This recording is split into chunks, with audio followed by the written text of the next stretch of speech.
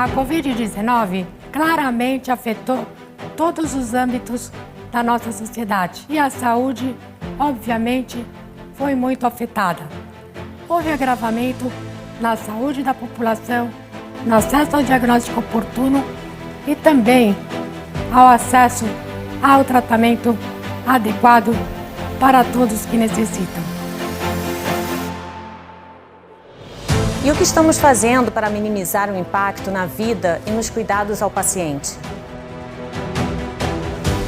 Dentro da oncologia, a Sociedade Brasileira de Oncologia Clínica gerou diversos materiais, campanhas, podcasts, infográficos e vídeos, até lives, para informar a população numa página especial chamada Especial Covid. A Sociedade Brasileira de Oncologia Clínica realizou 2 campanhas muito importantes. A primeira, Fique em Casa, para que os pacientes e toda a população se mantivesse em segurança, para que mais informação sobre a pandemia pudesse chegar às nossas mãos. Já a segunda campanha, chamada Contra o Câncer e Sem Covid, visava para que os pacientes retornassem aos tratamentos, já que os centros em todo o país estavam estruturados para essa retomada. No início da pandemia, nós fizemos uma pesquisa que demonstrou uma redução de 70% do movimento dos laboratórios de anatomia patológica, representando que muitas pessoas estão deixando de fazer um diagnóstico precoce e fazer um tratamento na doença inicial, e o que acarreta um grande prejuízo ao desfecho final, como, por exemplo, o carcinoma de bexiga e de cólon, onde o diagnóstico e o tratamento precoce refletem no desfecho, que é a sobrevida dos pacientes. Nós percebemos um retorno ao nosso movimento normal, as pessoas estão buscando e tendo a oportunidade de fazer o seu tratamento no momento ideal. A Sociedade Brasileira de Cirurgia Oncológica se mobilizou nesse sentido. Produziu guidelines em praticamente todas as áreas, dando atenção à priorização dos casos cirúrgicos e àqueles que poderiam ter o seu tratamento adiado.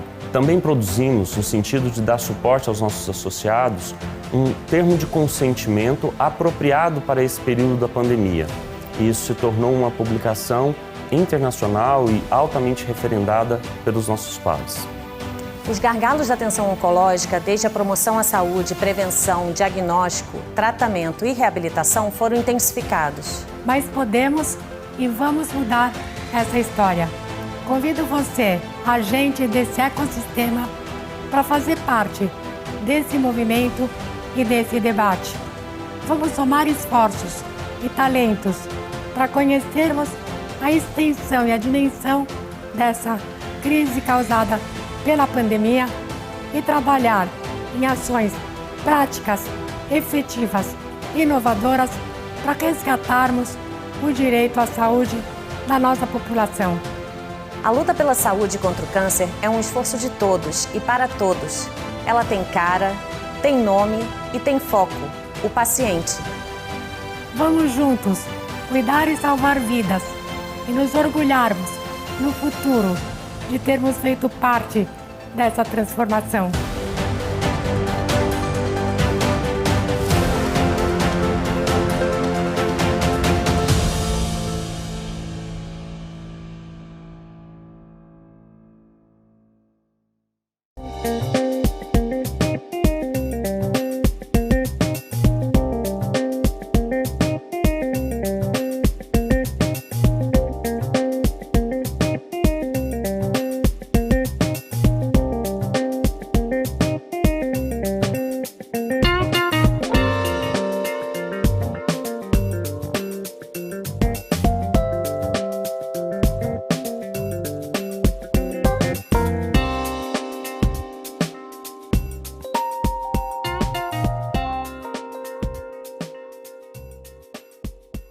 Olá, boa tarde, sejam muito bem-vindos ao painel da FEMAMA, no 8º Congresso Digital Todos Juntos contra o Câncer.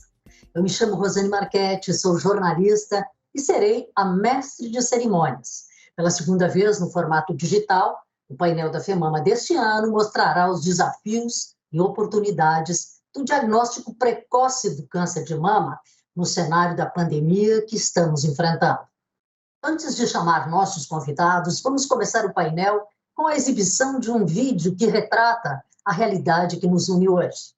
Queremos também agradecer nossos investidores sociais, a Novartis e a Roche. A pandemia nos trouxe sentimentos, medo, angústia, temor, receio, comportamentos, isolamento, quarentena, distanciamento, adiamentos. Números: mais de 500 mil de mortos, mais de 20 milhões de casos confirmados, mais de 57 milhões de brasileiros vacinados contra a Covid-19. Os dados e estatísticas também assustam quando o assunto é o câncer de mama. 18 mil mortos por câncer de mama, 66 mil novos casos de câncer de mama. 1 milhão de mulheres não fizeram exames. Para o câncer de mama, não existe vacina. Em geral, diagnósticos mais tardios significam aumento do número de tumores em estágio avançado, tratamentos mais invasivos e menores chances de cura. A demora é a maior inimiga do tratamento. Os dados mostram números que crescem a cada dia. Precisamos de um número que seja maior que 1 milhão, maior que 1 milhão de mulheres em risco. Precisamos do número 3. 3 é o número que pode salvar vidas. 3 é maior do que todos os outros. Quando 3 é maior que 1 milhão? São 3 as perguntas que salvam. Pergunta para ela: você já fez sua mamografia este ano? Você tem controlado seu peso? Você tem feito atividade física regularmente? São 3 perguntas que podem salvar uma vida. São 3 perguntas que podem evitar o surgimento de milhares de casos avançados de câncer de mama no Brasil pandêmico. Não esqueça, Covid mata, mas câncer de mama também mata. A FEMAMA acredita que a hora é agora. Não fez? Não foi? Vá e faça, agora. É hora de retomar os cuidados com a sua saúde e com a saúde de quem você ama. Mesmo com a pandemia ainda acontecendo, as mamografias não estão suspensas e devem continuar sendo realizadas regularmente, alinhadas a cuidados como o uso de máscara e distanciamento social. Não vire mais um número na estatística da Covid e nem do câncer de mama. Se cuide! Campanha Outubro Rosa FEMAMA 2021. Acesse o site e saiba mais.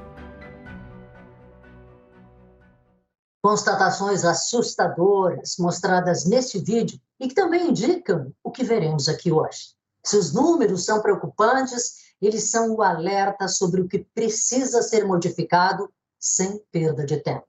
Deixe eu contextualizar. Se em 2020 a pandemia da Covid-19 chegou ao Brasil e virou a nossa vida de cabeça para baixo, de uma hora para outra, trouxe medo, restrições, isolamento social, divisões e desconfiança.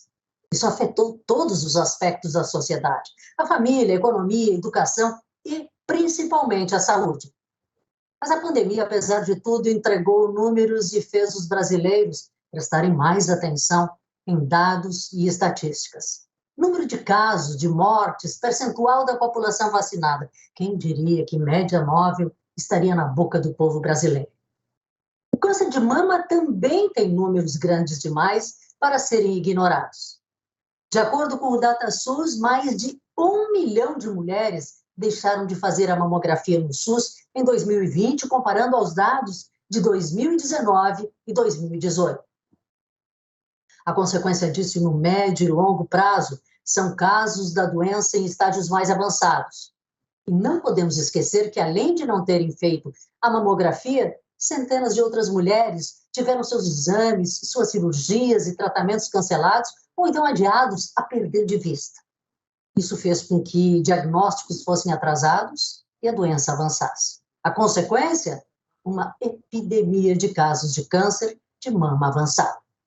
Segundo dados do INCA, 66 mil novos casos de câncer de mama foram diagnosticados em 2020 e o mesmo número de casos deverá ser diagnosticado até o final de 2021.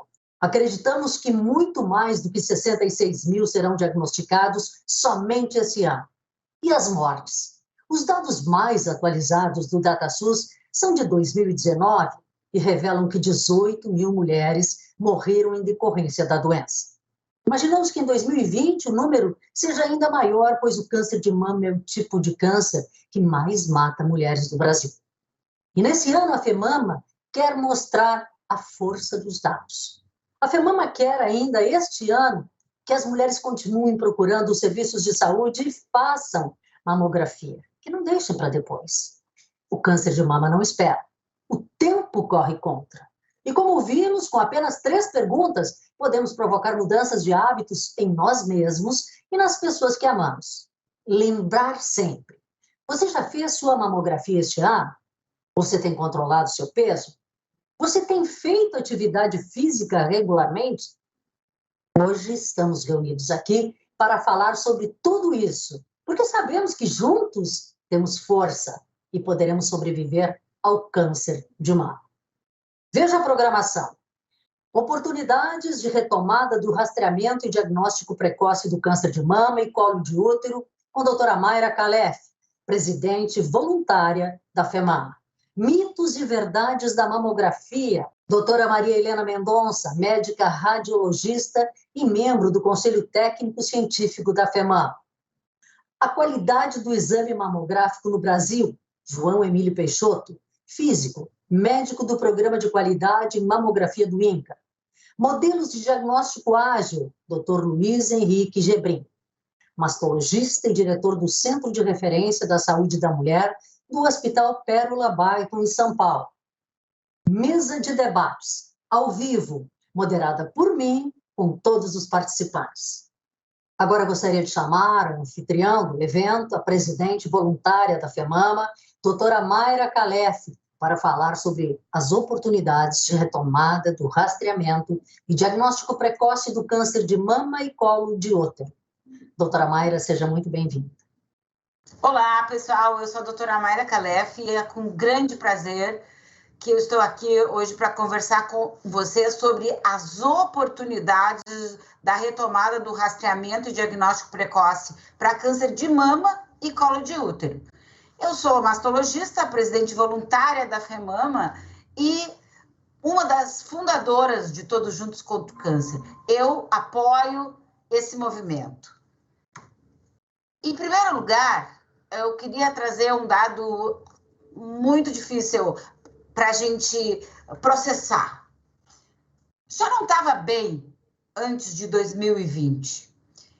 Em 2019, 18, 17, toda a comunidade do câncer apoiou muitas ações da FEMAMA em relação ao diagnóstico precoce, a lei dos 30 dias, agilizar o tratamento, porque é isso que vai trazer a mulher numa época da jornada, num tempo da jornada, que a gente pode ainda curar. Durante a pandemia, em 2020, a gente constata pelas estatísticas que mais de 1 milhão de mulheres deixaram de fazer seus exames de rotina. E nós todos, juntos contra o câncer, temos que trazê-las de volta. Em 2020, a expectativa era 66 mil casos de câncer de mama. E a gente precisa trabalhar com esses números. Impressionante que, se a gente for olhar dentro dos serviços, a gente não teve o mesmo número esperado de diagnósticos que a gente esperava antes, se não tivesse havido a pandemia. Onde essas 66 mil casos estão? Onde essas mulheres estão? Talvez ainda em casa, ou ficaram em casa. Até o hashtag Fica em Casa funcionou muito e talvez elas deixaram de fazer os seus exames. Os exames de rotina, os exames de diagnóstico, visitas ao médico, são os primeiros passos para cuidar das mulheres. Bom, aí teve uma boa notícia, que a gente ficou sabendo ali por março de 2020, que os governos estaduais tinham recebido 150 milhões de reais para ampliar em 30% a realização dos exames para o diagnóstico de câncer de mama e de colo de útero em relação aos dados de 2019. Bom, isso pareceu a nós uma grande estratégia que realmente isso era um recurso extraordinário, que, sob a liderança da doutora Maíra Botelho, do Departamento de Atenção Especializada e Temática do Ministério, lá da SAES, ela emplacou essa portaria, conseguiu emplacar essa portaria dia 22 de dezembro de 2020. Olha, 22 de dezembro, todo mundo já, Natal, como é que vão fazer com pandemia? E ela emplacou isso, garantiu o recurso que estava lá para ser usado e não tinha sido usado na questão do Covid. E ela realmente já estava preocupada, e todo o grupo lá estava preocupado que as mulheres não estavam vindo fazer os seus exames, porque a queda, eu vou mostrar daqui a pouco, a queda de procura de fazer, pela procura do rastreamento mamográfico de colo de útero foi absurda. Então, o que aconteceu? Em janeiro, isso, história contada ou relatada por eles da SAES. Em janeiro e fevereiro, fizeram essa, vamos dizer assim, divulgaram essa portaria. Em fevereiro, teve, e a gente não ficou sabendo também, os técnicos que fazem atenção à saúde da saúde da mulher, das secretarias estaduais e municipais foram chamados para fazer um treinamento e era para tudo isso acontecer. Só que, até o final de março de 2020, a gente constatou que tinha um estado só que tinha entrado, Minas Gerais. Então, a adesão à portaria em 30 de abril, a gente conseguiu, todo mundo se mobilizou, até o pessoal do CONASENS, do CONAS se mobilizaram e a gente conseguiu prorrogar isso para dia 30 de abril de 2021. O dinheiro, o recurso já tinha sido repassado aos estados em dezembro de 2020 e existe lá uma nota na portaria que precisava ser tudo isso pactuado entre o estado e o município, existia uma nota técnica explicando tudo isso. Bom, para fazer essa história ficar mais redonda ainda, a FEMAMA fez um estudo agora, no mês de julho e agosto, para ver como é que andava tudo isso, depois de ter conversado, e a gente soube que só o Tocantins não participou. A grande maioria entrou, as 27 unidades federativas souberam disso, fizemos uma grande mobilização para fazer com que os estados e os municípios entendessem o significado disso, porque também tem isso, né, gente? O recurso tem 12 meses para ser usado, a partir do dia 30 de abril. 13 unidades nem sabiam, nem indicaram o município na pesquisa que a gente fez, ou quem vai fazer o exame. 12 unidades da federação direcionaram aos municípios, façam os seus exames, e 2 unidades direcionaram às regiões de saúde. Mas apenas 3, até a pesquisa que foi feita pela FEMAMA, tinha apresentado um plano de ação. Na prática, o que a gente nota é que não há um conhecimento sobre qual é o plano de ação na grande maioria dos estados, se existiu de fato e quem foi treinado, porque o dinheiro está lá empenhado até o final de 2021, até março de 2022, e caso contrário, ele vai ser devolvido ao Tesouro Nacional. Então, o Ministério da Saúde, que a gente tem tido bastante contato, falou que teria uma oficina em agosto, mas também a gente não sabe, não teve mais nenhuma informação.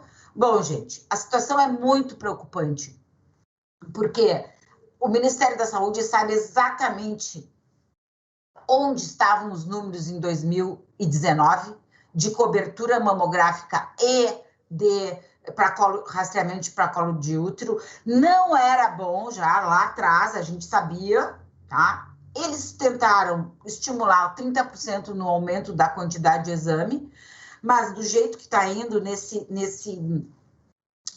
com esse levantamento, a gente está muito preocupado e quer passar isso para vocês, para que vocês nos ajudem, ajude a FEMAMA a sensibilizar gestores públicos, municipais, estaduais e mais do que tudo, gente, as pacientes têm que voltar. Porque, além de tudo, a realização desses exames é só o primeiro passo. Nós temos que garantir que os casos confirmados de câncer ou de lesões pré-malignas também têm que ser agilizados. Esse é o gráfico que eu estava me referindo antes, na queda em 2020 do número de exames, que é uma coisa difícil de acreditar, mas isso aconteceu até na saúde suplementar também. Então, as mulheres precisam voltar, serem incentivadas. O Ministério da Saúde, ele tem todo um rastreio aqui entre o parâmetro de mamografia diagnosticada, de punção aspirativa para mama, de tudo, com os valores. E quando ele vê que esses números não estão crescendo ou não vão atingir, vocês imaginem aqui tem um compilado que o Sudeste era 36% de cobertura, né? Acho assim, de rastreio. Quer dizer, já não era bom. Centro-Oeste, 49%, Sul, 59%, Sudeste, 61% aqui. Esse Sudeste aqui é em relação ao Rio de Janeiro. E aqui tem um Sudeste de Minas Gerais. E aqui tem um Sudeste de Espírito Santo. Está não crescendo, né? São Paulo aparecendo com 78% e o Paraná com 72%, enquanto que o Rio de Janeiro 36% e 37%. Bom, a proposta é 30% em cima disso. Mas do jeito que está indo as coisas, que a gente deu para ver, nem isso não vai acontecer, muito menos chegar aos números de 2019. Tem a mesma coisa para o colo de útero. Então, são essas tabelas extraídas que a portaria vai se referir para acompanhar isso. É o indicador principal deles para depois o recurso não ser devolvido. Então, a FEMAMA, já para ir concluindo, elegeu a realização de exames preventivos pela portaria como uma de suas prioridades. A gente tinha lá 3, 4 coisas que a gente tinha, assim, pensado, o que nós vamos fazer em 2020 como a rede FEMAMA, e essa história entrou na nossa vida como assim, isso aqui é missão. E nós precisamos identificar os principais problemas para a realização do exame, porque dinheiro tem. Então, nós temos que divulgar a importância da realização do exame de novo, fazer um chamamento às mulheres para realizarem seus exames, e aí, mais adiante, nós vamos ter a importância do exame, da qualidade do exame. A doutora Maria Helena vai falar e o doutor João vai falar, mostrando todos esses detalhes. Nós temos que pressionar e ajudar os gestores a construir seus planos de ação, porque dinheiro tem. E existe uma falta de transparência para com o terceiro setor e, vamos dizer assim, as ONGs envolvidas, a todos, sobre as ações exatamente dos gestores na execução do plano de ação. A sociedade precisa fazer seu papel, quer fazer o seu papel, mas precisa haver mais clareza. Então, para a gente ajudar toda a superar esse problema, e a gente está lançando agora, junto com o Outubro Rosa, uma cartilha disponibilizando para todas as associações e gestores públicos sobre esse material. Então, tem um material, tem uma cartilha para que os gestores rapidamente elaborem esse plano de ação para quem não elaborou. Nós construímos várias parcerias com secretarias para colaborar com essas ações previstas pela portaria, né? E, mais do que tudo, folder em spot no rádio, para informar e incentivar as mulheres a realizarem seus exames. Parece uma coisa, eu já vi essa conversa antes. Depois do Covid, nós temos que voltar a fazer certas coisas, porque isso tudo se perdeu. Certas rotinas se perderam. Até a rotina de a gente visitar os pais se perdeu. e a gente precisa voltar. Olha só, aqui tem um material bem bacana, porque a gente precisa isso aqui mostrar, e a FEMAMA está disponibilizando no site, quem quiser a nossa parceria. Nós temos perguntas, pergunte para ela, que é o nosso hashtag de campanha de Outubro Rosa. Você fez as 3 perguntas que salvam para quem você ama hoje? As 3 perguntas são diferentes esse ano. Você já fez a sua mamografia esse ano? Você tem controlado seu peso? Você tem feito atividade física regularmente? Porque são coisas que estão no nosso poder, no nosso controle. A gente está tão sem, às vezes, saber para que lado ir, o que está sendo dito, o que é fake news, o que não é. Você já fez sua mamografia esse ano? Você tem controlado seu peso? Você tem feito atividade física regularmente? Essas são as 3 perguntas que salvam. E isso vale, uma pergunta dessas, ou as 3, valem muito mais do que esse 1 milhão de mulheres que deixaram de fazer os seus exames, ou esses 66 mil casos de câncer de mama que a gente esperava em 2020, que provavelmente ainda vai ficar pendendo, e 18 mil mortes por câncer de mama no ano. Bom, todo esse material aqui está disponível. Não descuidem que essa portaria, além de mama, é para colo de útero também, e a gente está fazendo uma parceria com o Grupo Eva, com a doutora Angélica, para que a gente possa estimular isso também. Muito obrigado. Aqui quem falou foi a Mayra Calef, da FEMAMA. Agradecemos a fala da doutora Mayra Calef e lembramos que você pode acompanhar o trabalho da FEMAMA nas mídias sociais. A FEMAMA está presente no Facebook, Instagram, Twitter, YouTube, TikTok e LinkedIn. Segue a gente. Além disso, gostaria de lembrar que o conteúdo das palestras são de responsabilidade dos palestrantes. Continuaremos nosso circuito de palestras com o tema Mitos e Verdades sobre a Mamografia. E para isso convidamos a médica radiologista e membro do Conselho Técnico Científico da FEMAMA, doutora Maria Helena Mendonça. Obrigada, doutora Maria Helena, pela presença. Eu sou a doutora Maria Helena Mendonça, eu vou falar sobre mitos e verdades da mamografia e é uma honra imensa estar falando para vocês neste congresso. Eu não tenho conflito de interesse nessa apresentação e eu gostaria de, além de falar de mitos e verdades, falar sobre fatos, desafios e oportunidades da mamografia. Como objetivos, eu tenho rever o que é a mamografia, difundir e compartilhar as informações do exame e contribuir para aperfeiçoar a mamografia em nosso meio. E o que é a mamografia? Ela consiste em radiografias das mamas com baixa dose. Objetivo é a detecção precoce do câncer de mama com exame de alta qualidade e com radiação mínima. Então, aqui o equipamento que muitos de vocês devem conhecer, aqui a compressão mamária que é necessária durante o exame até para reduzir a dose de radiação e aqui a imagem final que é o que o radiologista vai interpretar o exame. Em mulheres assintomáticas, é importante ter o conceito que a mamografia é chamado de exame de rastreamento, em geral 2 radiografias em cada mama. Mulheres com implantes, geralmente o dobro de incidências mamográficas. E pacientes com sintomas, são necessárias radiografias adicionais em relação ao sintoma e esta mamografia é chamada de diagnóstica. E será que a mama densa reduz a sensibilidade da mamografia? Porque quando nós falamos em mamografia, já a pessoa fala, eu tenho a mama densa, né? Isso é uma verdade, sim. Apesar da mamografia ser um método consagrado na detecção precoce do câncer, ela tem potencialidades, mas tem limitações.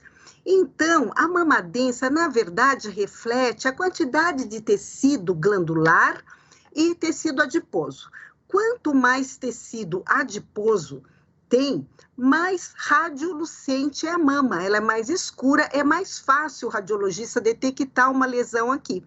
Quanto mais tecido mamário a mulher tem, mais densa e mais difícil encontrar uma lesão. E isso pode ou não estar relacionado com a idade. Às vezes nós temos pessoas jovens com a mama já de constituição adiposa e, às vezes, pessoas idosas com mamas de alta densidade. Outra pergunta muito frequente é se a mamografia dói. Isso seria verdade ou não? O mais comum, nós sabemos, e quem fez mamografia várias vezes sabe, é que você experimenta um desconforto devido à compressão no exame. Mas algumas vezes ela pode doer sim, depende de fatores individuais, mas o importante é que esse desconforto ou essa dor passageira seja tolerável durante o exame. E tem umas dicas. Se você tem ciclo menstrual, se possível, faça a mamografia na semana seguinte ao fluxo, porque a mama não vai estar tão edemaciada. Se você costuma ter dor, ela vai estar menos sensível também. Não use desodorante, cremes, talcos na região mamária. Avise se você tomou vacina contra a Covid, a data e o lado que você tomou essa vacina. E avise também se tiver tatuagem. Por quê? Nessas situações, pode haver um falso positivo de lesão nas imagens da mamografia. E será que a mamografia necessita de controle de qualidade, auditoria dos resultados comprovados por biópsia?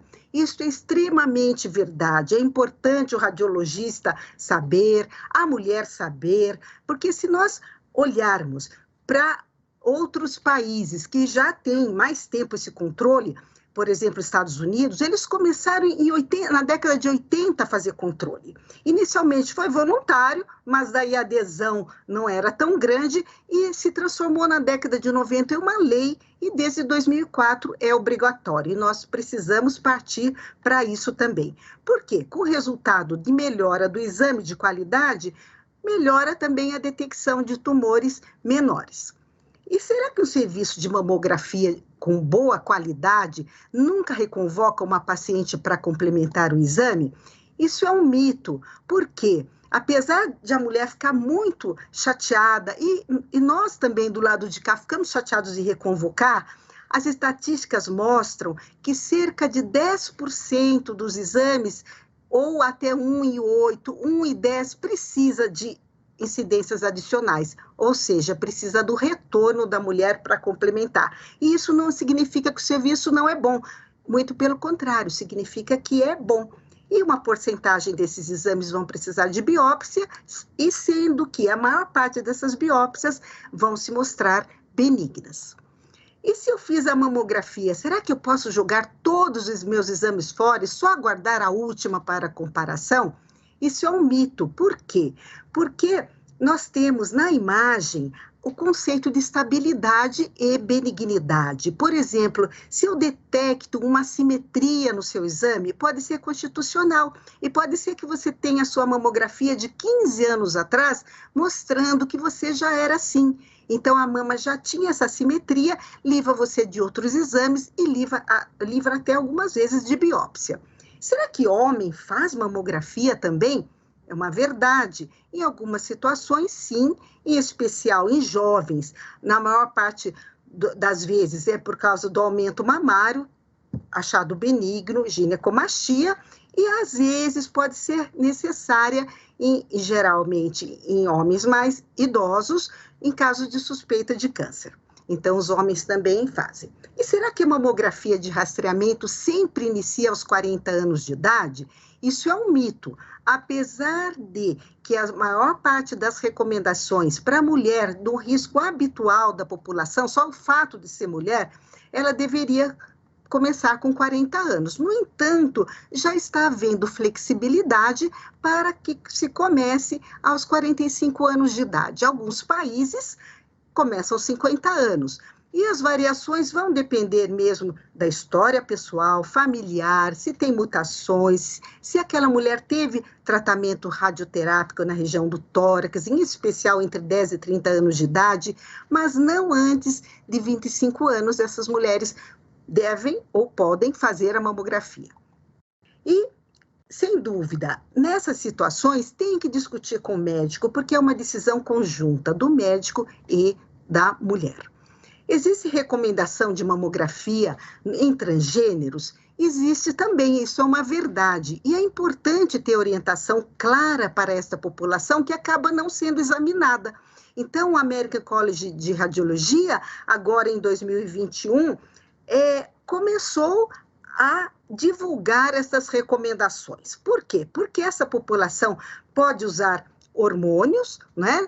Quando está fazendo, por exemplo, um homem transição para a mulher, vai ter um risco maior do que os outros homens para câncer de mama, por causa do hormônio, crescimento mamário. E a mulher também, biológica ao nascimento, quando está fazendo a transição para homem, se não retirou as mamas cirurgicamente, ela tem o mesmo risco que ela teria antes, se não tivesse feito essa transição. E será que é bom entregar o laudo da mamografia na mesma hora? Depende. Se o exame diagnóstico, ou seja, que eu falei lá no comecinho, a pessoa tem algum sintoma, laudo imediato é o ideal. Radiologista no momento e ver por que está fazendo aquele exame e adiantar, caso seja um câncer, esse resultado. Já no caso de rastreamento ou screening, pode ser depois. Pode ter vantagem de o médico poder, outro médico também fazer a leitura, uma dupla leitura do exame. E a mamografia, será que ela pode ser insubstituível em algumas situações? É verdade. Não dá para você falar, eu não faço a mamografia porque eu não gosto. Não é assim que funciona, porque algumas vezes a mamografia pode ser o único método a revelar um tumor não palpável. Calcificações, ela é o padrão ouro, continua sendo, que podem representar um câncer de mama, seja invasivo ou seja não invasivo. E será que aquelas mulheres que vão fazer cirurgia para redução de peso, a cirurgia bariátrica, elas conseguem fazer exame? Vai conseguir o aparelho, fazer a compressão? Tem alguns estudos mostrando que isso é verdade sim, porque às vezes essas mulheres emagrecem e elas já estavam com tumor não percebido, né, devido à obesidade, só depois que elas vêm a perceber quando elas começam a emagrecer. Então, os resultados têm mostrado que é possível obter exame nessa população e com boa qualidade. E será que a mamografia de rastreamento salva vidas? E aqui eu peço muita atenção de vocês. É uma verdade, sim, mas a mamografia não anda sozinha. É a mamografia de rastreamento, mais a melhora no tratamento, sim, elas vão salvar vidas. Nos Estados Unidos, o Instituto Nacional de Câncer, ele demonstrou que desde a difusão do rastreamento mamográfico na década de 80, a mortalidade por câncer de mama estava inalterada por 50 anos e ela reduziu em 40% e mostra aqui no gráfico aqui a redução. E essa semana, atualizando o material para falar, né, no Congresso, eu fiquei muito surpresa. Esse dado do INCA, atualizado em 10 de setembro de 2021, mostra que nós aqui estamos continuando a aumentar o número de mortes por câncer de mama. Então, mostra aí, isso não tem a ver com a pandemia, porque esses dados, olha, até 2019, aqui Brasil, Estados Unidos, Brasil 2019. Então, tem coisa muito importante e não tem lugar melhor para nós conversarmos sobre esse assunto. E de considerações finais, eu gostaria de dizer para você que nós temos desafios e oportunidades imensas. Eu espero ter abordado os dados sobre mamografia que auxiliem na percepção do exame, nas potencialidades, limitações e nos desafios. E que essas informações promovam melhora na qualidade do exame no nosso meio e consequente redução da mortalidade até que um dia encontremos a cura. Muito obrigada. Obrigada pela sua contribuição, doutora Maria Helena. Foi um prazer tê-la conosco. E para tratarmos de um importante tema, a qualidade do exame mamográfico no Brasil, passamos a palavra para o Dr. João Emílio Peixoto. Ele é físico, médico do Programa de Qualidade em Mamografia do INCA. Boa tarde a todos. Inicialmente, gostaria de agradecer aos organizadores do 8º Congresso TJCC pelo convite para ministrar esta palestra sobre qualidade do exame mamográfico no Brasil. A questão da qualidade em mamografia aqui no nosso país, ela começou a ser abordada em 1992, quer dizer, então nós já temos 29 anos atrás, quando o Colégio Brasileiro de Radiologia criou o seu programa de selo de qualidade em mamografia. E esse programa, ele é um programa de adesão voluntária e ele vem de forma contínua desde essa data. Em 1998, a Sociedade Brasileira de Mastologia e a Federação Brasileira das Associações de Ginecologia e Obstetrícia também aderiram à Comissão de Qualidade do Colégio Brasileiro de Radiologia, da época, e ela passou a se chamar, então, Comissão Nacional de Mamografia, com membros das 3 entidades médicas. Ainda também no ano de 1998, nós tivemos a publicação de um documento técnico, o primeiro documento técnico do Ministério da Saúde, que estabelecia diversos requisitos de proteção radiológica e de qualidade no âmbito da radiologia como um todo, mas na mamografia 2 pontos se destacavam, que era a obrigatoriedade de se fazer o controle da dose de radiação empregada no exame, como comentou a doutora Maria Helena, e também o controle regular da qualidade da imagem através de um objeto de teste chamado Phantom, que significa fantasma em português. E esse objeto de teste ele contém no seu interior fibras, microcalcificações, massas, que simulam estruturas parecidas nas mamas de pacientes com sinais de algum achado de importância, radiográfico de importância.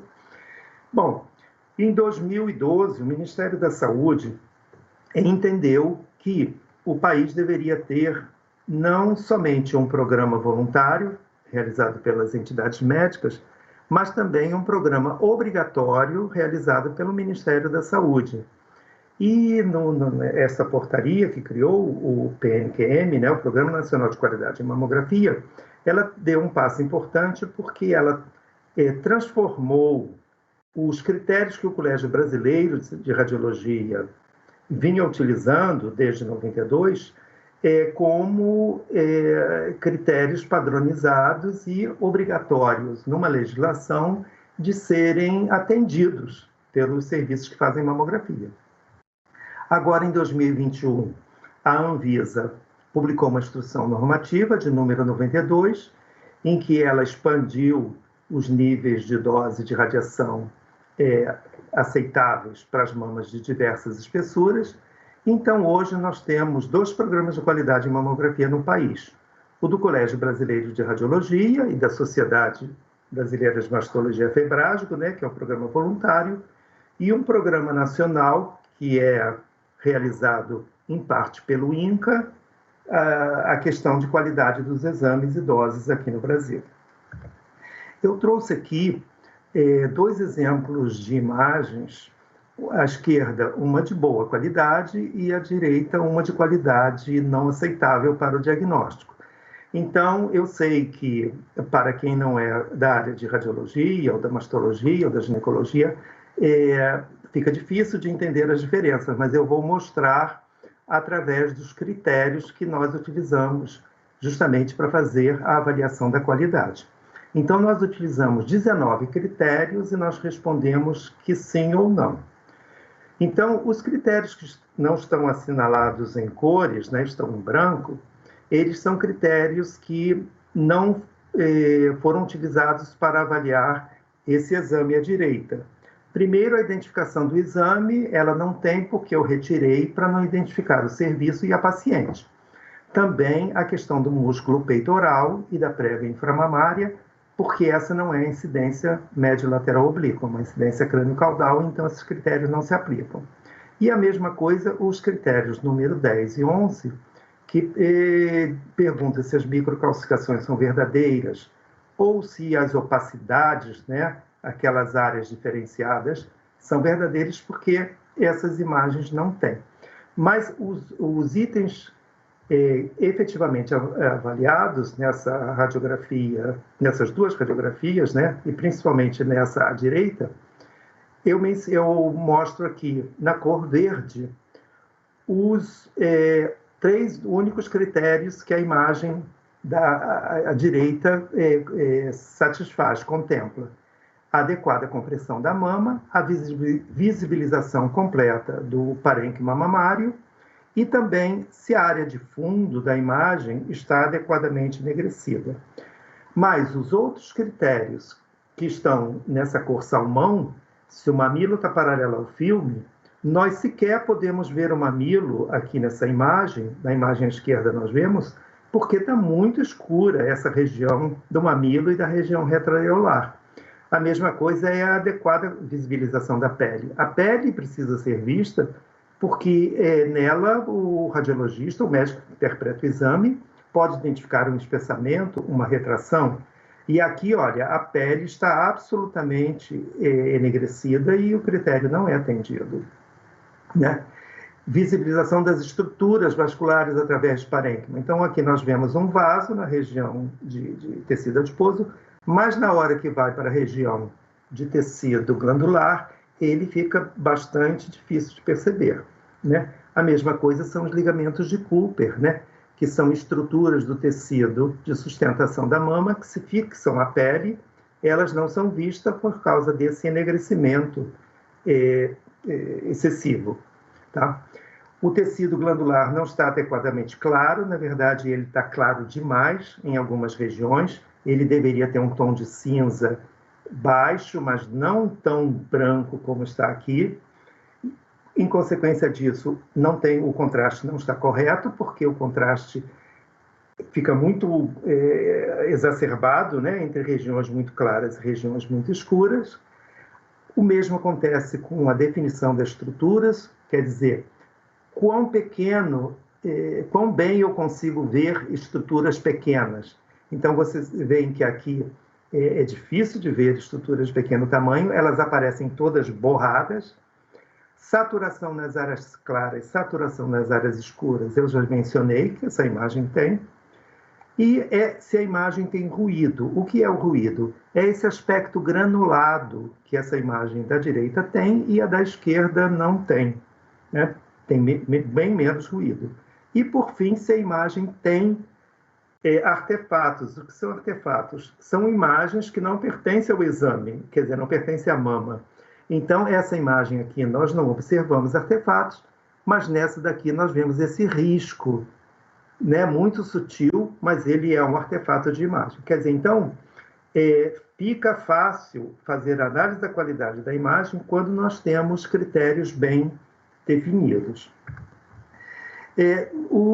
Aqui no Brasil, entre os anos de 2017 e 2021, então, os programas de qualidade em mamografia avaliaram 953 processos. O que é um processo? É um mamógrafo de um serviço que nos encaminha 5 exames para serem avaliados.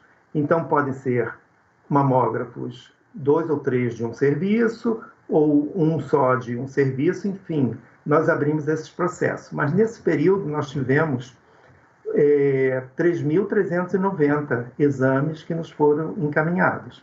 Então, quando nós fizemos a primeira avaliação desse número de exames, que resultados possíveis nós podíamos ter? Eles estavam dentro do prazo ainda, quer dizer, o pedido de exame ainda estava dentro do prazo para chegar. Ele poderia estar reprovado, e que foi um número razoável, né? 185 processos, aprovados sem recomendação nenhuma ou com alguma recomendação, e 30% dos serviços, dos processos aos quais nós pedimos os exames, eles não nos encaminharam simplesmente exame nenhum. Então, o processo parou aí. Quando foi para a segunda avaliação, vocês podem observar que o número de reprovados diminuiu bastante, e o número de aprovados foram ao redor de 70 serviços, mas metade dos serviços ainda não nos encaminhou os exames.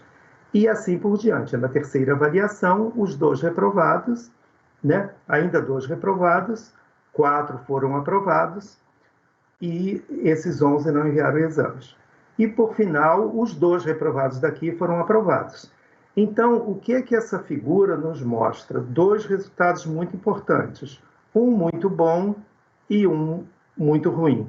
O muito bom é que indica que o serviço passando pelo processo de avaliação de qualidade dos exames, 1, 2, 3 ou 4 vezes, ao final dessas avaliações, ele consegue ter a sua qualidade aprovada, né? Então, o programa funciona nesse sentido.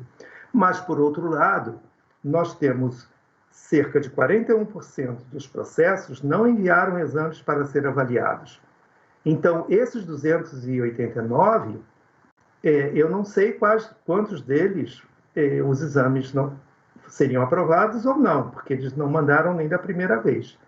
Mas nas avaliações seguintes, esses 104 serviços que foram reprovados aqui e aqui, eles não enviaram exames. Então, nós temos, desse grupo de 953 processos, 104 processos que tiveram seus exames reprovados e continuam aí ainda operando. Então, é preciso que o Ministério da Saúde desenvolva, com os órgãos de vigilância sanitária, alguma ação na direção de resolver esse problema. Bom, aqui eu apresento os critérios de qualidade que nós utilizamos, a sua descrição através desse folheto. O folheto, nós não conseguimos ler quase nada, mas o que é importante, né, é que ele tem os critérios que nós utilizamos, os 19 critérios, né, a descrição deles, e o importante é o link aonde obtê-lo.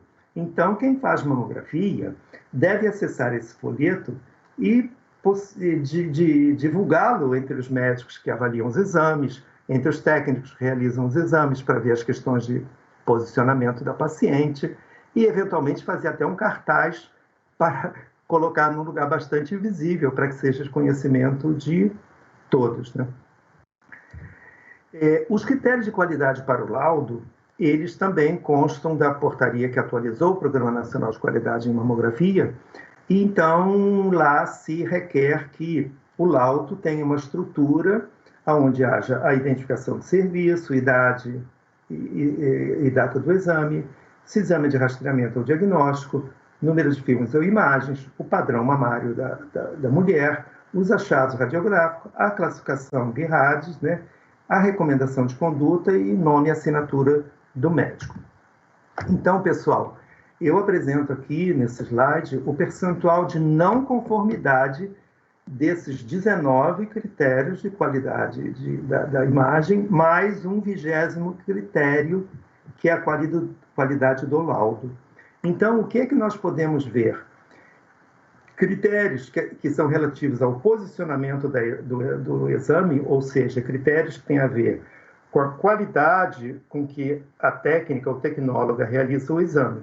Então, nós vamos ver que há muita deficiência de posicionamento para que se veja a visibilização completa do parênquima, se o músculo peitoral ele vai até a altura do mamilo ou da papila, né? E, principalmente, a prega inframamária não está presente na radiografia, com 68% 63,8% dos exames não estavam conformes a esse critério.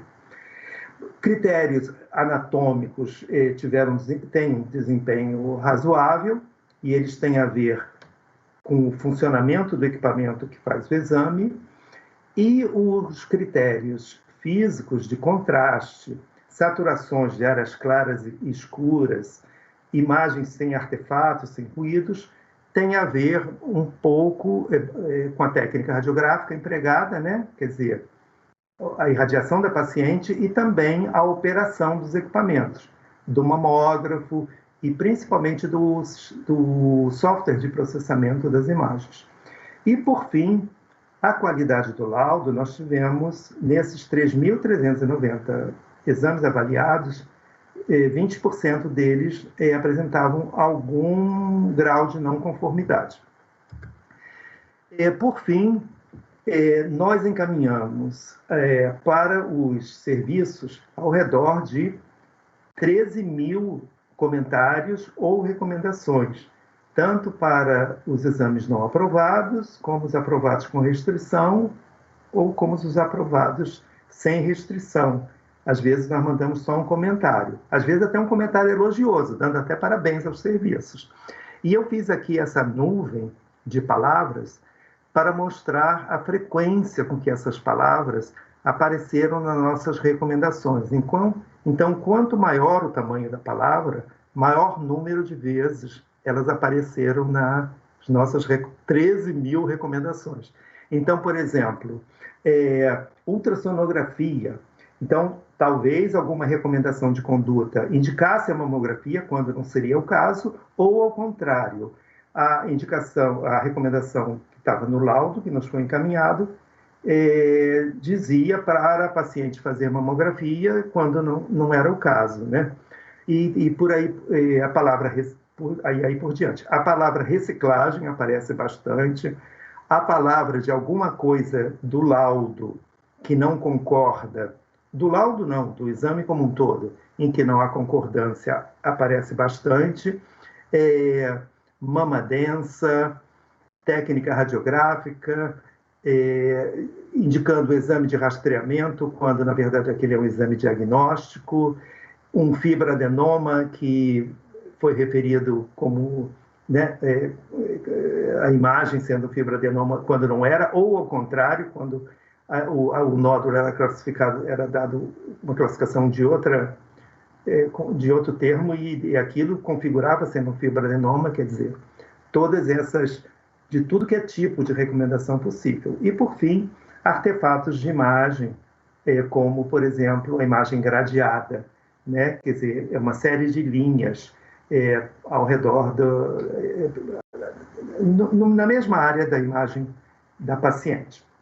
Então, pessoal, era isso que eu tinha que falar sobre a questão da qualidade da mamografia no Brasil e dizer que nós estamos tentando aprimorar nossos processos para que a gente tenha o primeiro passo para a detecção do câncer de mama em estágio bastante inicial, né, em mulheres assintomáticas, seja alcançado, que é uma mamografia de boa qualidade para o diagnóstico. Muito obrigado a todos. Obrigada, doutor João Emílio, pela sua presença e por trazer um assunto tão relevante para esse momento.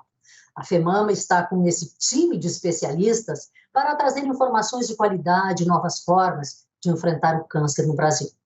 Para falarmos sobre os modelos de diagnóstico ágil, convidamos o doutor Luiz Henrique Gebrim. Ele é médico mastologista e diretor do Centro de Referência da Saúde da Mulher do Hospital Pérola Bairro.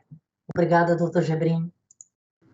Olá, é um prazer estar aqui com vocês, compartilhando com a doutora Mayra os difíceis caminhos do paciente com câncer no Brasil, e são detalhes extremamente importantes e exigem um acolhimento e uma resolutividade, qual seja o tipo de câncer. É evidente que existem cânceres mais importantes, como o câncer de mama, e eu vou mostrar a vocês uma forma que seria ideal nas grandes cidades de nós podermos atuar junto a essas demandas que existem de pacientes com sintomas.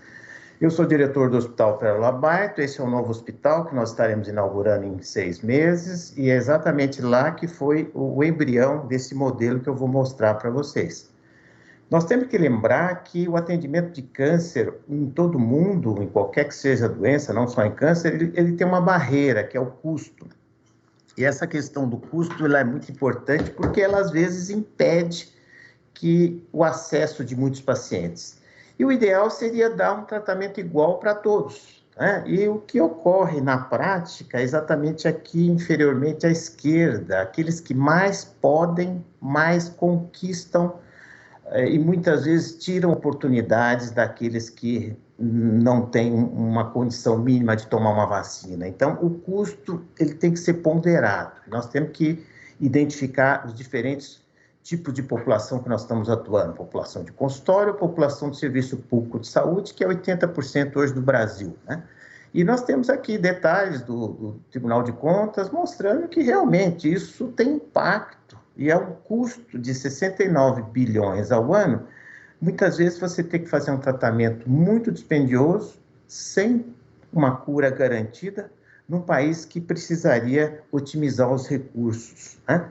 E é importante nós conhecermos a realidade local. No Brasil, nós temos essa dificuldade de dados. E eu tenho no nosso hospital mais de 12 mil mulheres, nós catalogamos para saber assim, em que estágio nós estamos tratando, acolhendo as pacientes com câncer de mama. E nós estamos vendo aqui em verde e laranja que grande parte delas, quase 70% delas, são mulheres que já detectaram em si próprio o nódulo. Elas não dependem de mamografia, nós falamos muito de mamografia, mas essa população, eu sempre digo, é uma fila de mulheres com nódulo da mama diagnosticada por elas próprias e que precisam de um diagnóstico rápido, que nem sempre é uma mamografia, é uma biópsia. Né? Mas nós temos 1/3 das pacientes, principalmente aqui em São Paulo, que estão realizando mamografia e que chegam, às vezes, com alterações no exame que precisam, não tão urgentemente, mas também, de uma certa forma, ágil, uma elucidação diagnóstica. Então, esse é o contexto que nós estamos aqui. Né? E aqui é importante que os gestores, as pessoas que lidam na sociedade com esse assunto, especificamente falando para a mama, eles entendam que o tempo em que uma mulher, muitas vezes, detecta em si própria um nódulo de 2 centímetros, nós estamos vendo essa segunda curva azul, ela tem 82% de chance de cura. Ao passo que aquelas que fazem uma mamografia, que tem o seguro, que consegue ir a médico e faz de rotina tudo isso, ela está com 90%, quer dizer, uma pequena vantagem. Né?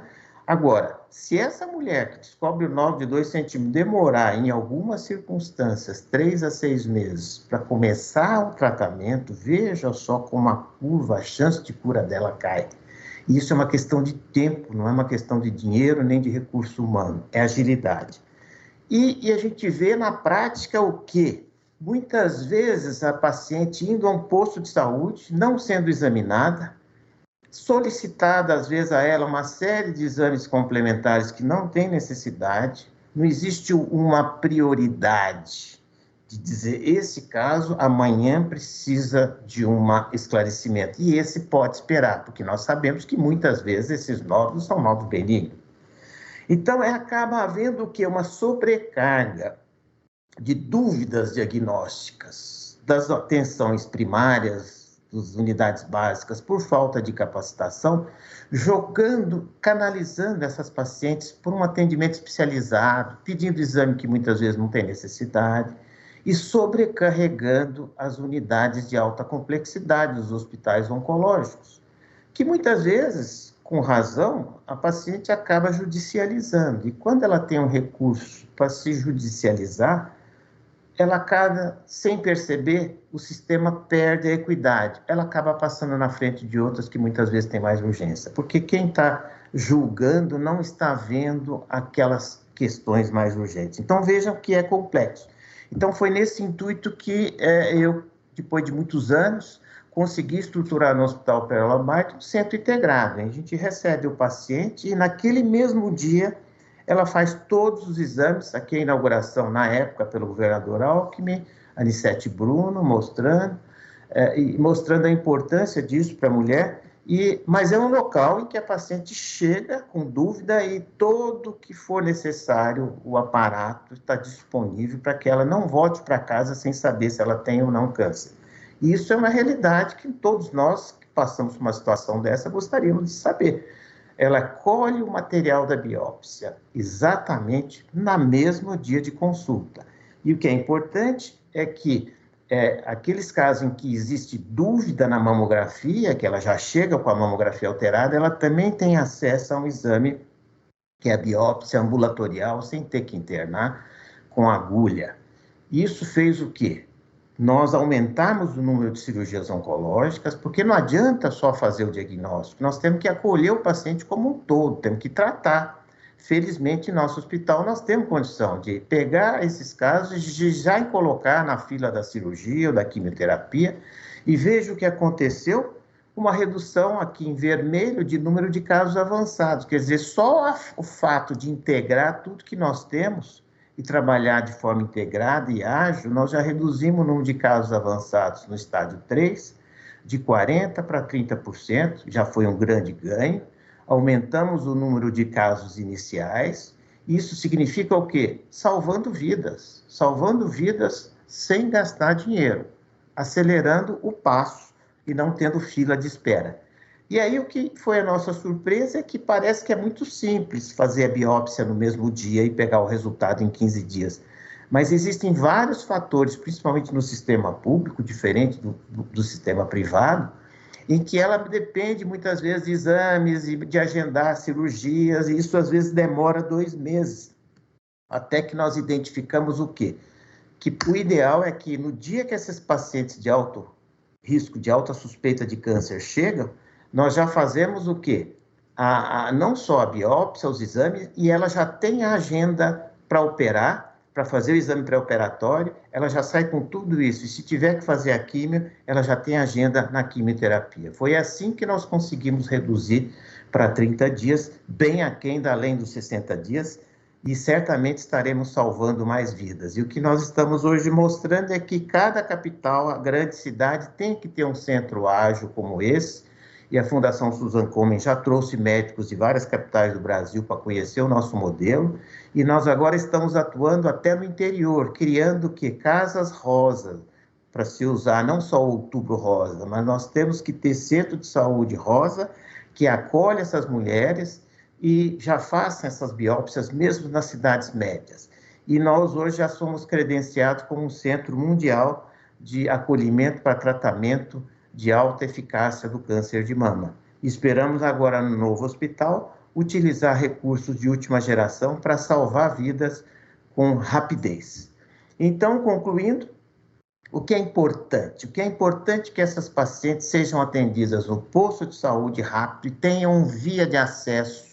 Aqui em São Paulo nós temos agora, o Comitê de Oncologia já determinou um fluxo de alta suspeita. É suspeita forte de câncer? Fura a fila. Certo? Não tem que ficar em fila gente que não tem nada com gente que tem câncer. Isso nós temos que saber e orientar em todos os níveis. Então, essa triagem só com o exame clínico, não precisa nem da mamografia. E atendimento resolutivo para quem tem alta suspeita, biópsia no mesmo dia. Para isso, nós temos que capacitar equipes médicas para examinar mais as mamas, valorizar os sintomas das pacientes, e contar com parceria público-privada para agilizar os laudos dos exames, incluindo a biópsia. É nesse contexto que eu trouxe a minha experiência para depois compartilhar com vocês na discussão. Muito obrigado.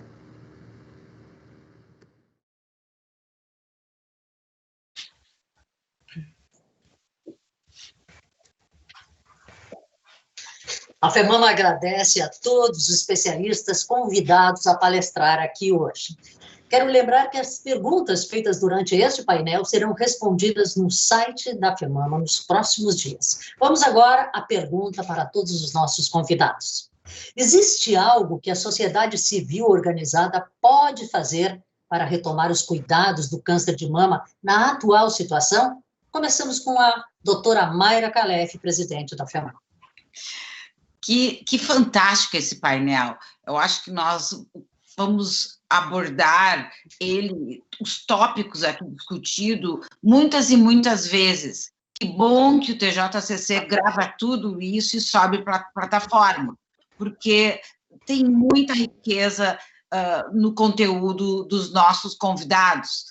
E eu te diria sim, Rosane Marchetti, a sociedade pode fazer muito. E o que a FEMAMA organizou para lançamento do Outubro Rosa foi exatamente um comercial de rádio, um áudio, um vídeo para chamamento de novo da população, dizendo que é seguro voltar e que elas têm que voltar a fazer os exames de rotina, voltar a acreditar nos sistemas de saúde. Olha o exemplo que o doutor Luiz Henrique Gebrim deu.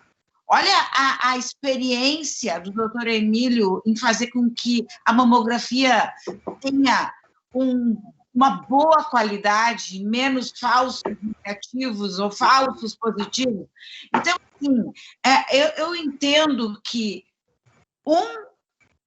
a mobilização da sociedade, como sociedade, fale em casa, fale para sua mãe, fale para sua amiga, fale para sua tia, fale, se lembre disso.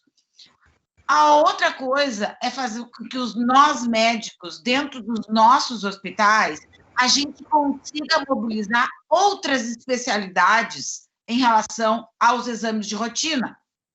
Porque, às vezes, o cardiologista coloca aqueles me esqueci o nome, me ajudem aí. O esteto, mas não era o esteto que eu queria, o esteto aqui pertinho do coração, pertinho da mama, e aquela mama está escondendo um câncer. E é óbvio, às vezes, já me aconteceu. Então, assim, olha, isso é muito importante, a gente abrir para outras especialidades. E como sociedade civil organizada, aí sim, a FEMAMA lança a semana que vem uma cartilha de apoio aos gestores para fazer com que a portaria 3712 realmente decole. E isso é uma missão de nós todos fazer ela decolar. Obrigada, doutora Mayra. Vamos ver se o doutor João Emílio concorda com tudo que disse a doutora Mayra, se tem algo a mais para acrescentar. Olha, Rosane, eu concordo plenamente com a doutora Mayra. Ela é a nossa especialista, grande especialista no Brasil sobre essa questão, né, de mobilização social, de essa luta realmente em prol das nossas pacientes que precisam chegar a um diagnóstico e a um tratamento, né? E essa grande chance que nós temos, pelo menos de ter recursos para fazer os exames, né? Quer dizer, então não há por que os gestores estaduais ou municipais eles não entram em contato com seus serviços já credenciados, né, da rede SUS, próprios e credenciados, e simplesmente comuniquem a eles, olha, nós temos recursos para pagar mais exames. Então, vocês divulguem para as poucas pacientes que estão indo, eu acho isso uma sugestão interessante, Mayra, que se faça um trabalho junto aos gestores estaduais e municipais para a rede credenciada, não só a rede própria, mas os privados credenciados, que eles trabalhem com aquelas mulheres que estão indo ali, pelo menos, e dizer, chame a sua amiga, chame a sua vizinha, e diga que o governo, o Ministério da Saúde, liberou recursos para realizar os seus exames, porque eu acho que elas são o veículo mais importante de todos, e aquele é o momento, a mulher está no serviço, né? E o serviço tem interesse em fazer mais exames, porque de alguma forma vai faturar mais, né? Então, fazer uma campanha, talvez, eu acredito que talvez até a própria FEMAMA pudesse preparar algum cartaz para que pudesse ser encaminhado para a rede credenciada do SUS no Brasil, que eles fixassem lá nas suas salas de espera, alguma coisa desse tipo. Eu acredito, eu estive pensando nisso, Mara, nesses dias, né, que nós estamos gravando e também discutindo. Eu acho que isso é uma porta de acesso às mulheres muito boa, por intermédio das pacientes quando estão fazendo a sua mamografia. Isso é que eu gostaria de falar, Rosane. Eu vou chamar o doutor Gebrim, que tem um exemplo inspirador e que pode acrescentar ao que vocês acabaram de falar, o senhor e a doutora Mayra. Boa tarde a todos. Eu acho assim que nós temos que aproveitar o momento que nós aprendemos muito com o sistema público, com o Covid, que ele é vigoroso, mas ele só precisa se organizar. E agora que o Covid, que é coronavírus, vai dar uma pausa, nós temos que usar esse recurso para a segunda causa de mortalidade, que é o câncer. E usar a linha de cuidado, nós temos que organizar as demandas de câncer de mama, nós temos que ter a linha rosa, né? Que tem que começar, qualquer cidade pequena tem que ter uma sala do posto de saúde pintada de rosa, que tenha pelo menos uma enfermeira que saiba examinar a mama, fazer a palpação. Porque nós temos uma fila enorme de mulheres que estão com diagnóstico de câncer na mão e não conseguem ser atendidas. Essas têm que ser chamadas urgentemente, mas aí já é com grandes hospitais. Mas as mulheres que têm um nódulo e precisam de alguém para tirar essa dúvida, nem é ainda a mamografia, ainda, elas teriam que ter esse acesso e, a partir dessa casa, desse posto de saúde da cidade pequena, dizer o mamógrafo bom, mais próximo, como já foi colocado, né, que faz bem feito, é ali, e uma vez exame alterado, é outra linha. Elas não podem se cruzar, né, porque um exame alterado, ele precisa ser elucidado, e na maioria das vezes, felizmente, não é câncer. Mas ela não pode ficar na frente daquela que está com câncer, certo? Então, ela entra numa outra fila e dizer o recurso para fazer uma biópsia orientada é ali, que pode esperar 1 ou 2 meses. Então, nós precisamos de quê? Organizar a linha rosa de cuidado. Tá certo, doutor Gebrim, muito agradecida pelas suas palavras. Eu convido agora a doutora Maria Helena para falar sobre essa situação dessas mulheres que precisam tanto dessas orientações que estão sendo dadas neste painel.